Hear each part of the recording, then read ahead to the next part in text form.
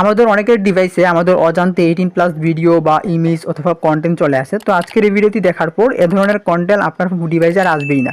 তো কীভাবে রিমুভ করবেন বা কীভাবে এটা থেকে মুক্তি পাবেন সেটা আজকের ভিডিওতে দেখাবো। তো এটা করার জন্য ফার্স্টে আপনার মোবাইল ফোনে থাকা যে কোনো একটা ব্রাউজার ওপেন করে নিতে হবে। তো আমার মোবাইল ফোনে যেহেতু ক্রোম ব্রাউজার আছে এই জন্য আমি এখান থেকে ক্রোম ব্রাউজার তো ওপেন করে নিলাম। ওপেন করার পর এখান থেকে আপনি থ্রি ডট আইকনটার উপর ক্লিক করে দিবেন।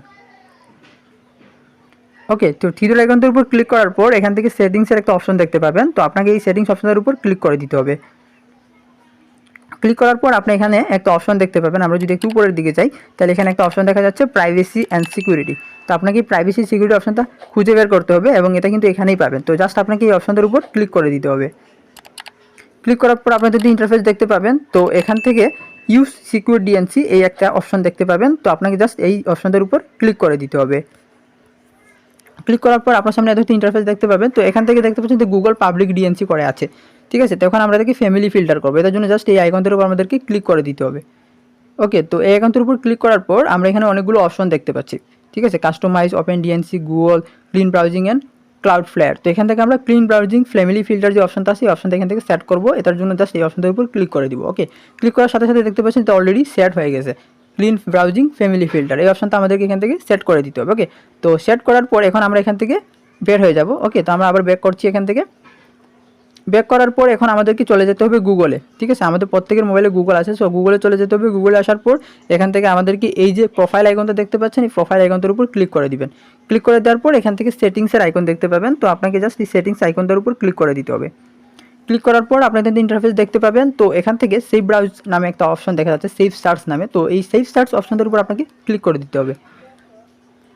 ওকে, তো সেই সার্চ অপশনটার উপর ক্লিক করার পর আপনাদের ইন্টারফেস দেখতে পাবেন। তো এখান থেকে আপনাকে ফিল্টার অপশনটা সিলেক্ট করতে হবে। প্রত্যেকের ক্ষেত্রে কিন্তু ব্লার অপশন সিলেক্ট করা থাকে, অর্থাৎ যাদের 18+ ভিডিও আছে বা গুগলে আছে বা ইমেজ কন্টেন্ট আছে তাদের ক্ষেত্রে ফিল্টার হয়ে আসবে, তাদের ক্ষেত্রে আসবে না, ঠিক আছে। এই জন্য আমরা এতে ফিল্টার সিলেক্ট করে দিব। তো এখান থেকে আমরা ব্যাক করলাম।